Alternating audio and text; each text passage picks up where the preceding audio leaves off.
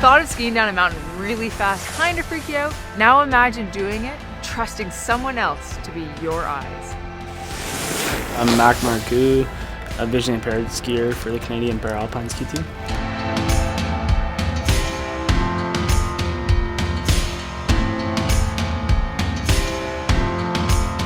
He lost his vision when he was 9 years old, so we decided to get into something as a family. We got into ski racing because we used to ski every week just for fun, and then his vision got worse, so we decided, hey, why don't we look into some para sports and maybe give it a try.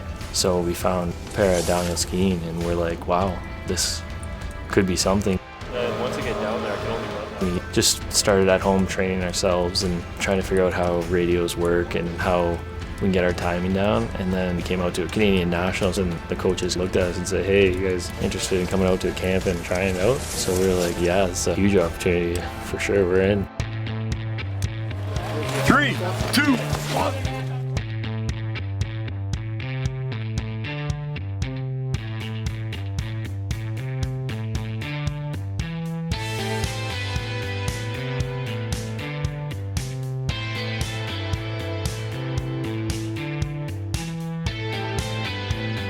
For me as a guide, I'm just a tool to help him perform better. In Sochi, on the flats, as he's getting the draft behind me, he accelerates a lot, and Mac was catching on my tail very fast, so I had to take a lot of risk down the last pitch to make sure he wasn't catching on me and I wasn't slowing him down.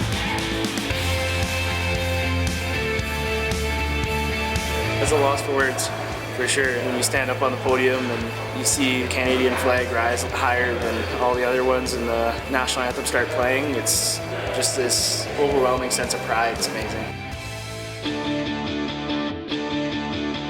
Can you talk a bit about the connection that you have? I mean, it's quite literal with the microphones, but there's got to be more than that. There's a lot of trust involved, for sure. I think you got to trust me. I know sometimes it's hard, but we try to, without even talking sometimes. I know he knows where I am and I know where he is, so it's mostly trust and have this connection together. We're usually probably 20 feet apart, and he can see me good enough to see where I'm going, and he can see good enough to see the next gate too. So I just yell at him what section of the course we're in, and he'll know he's hitting it right then when I say I'm over it. Going 120 kilometers an hour in downhill and having to look over my shoulder to see behind me where Mac is, it can make it very interesting.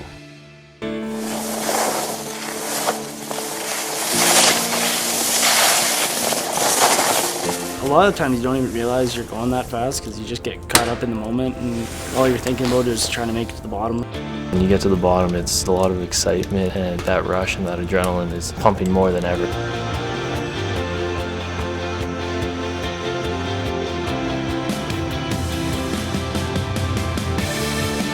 you have an accident where you lose an arm or a leg, or you have a spinal cord injury, or you lose your vision, there's always an opportunity for sport that'll keep the drive going and keep you having fun.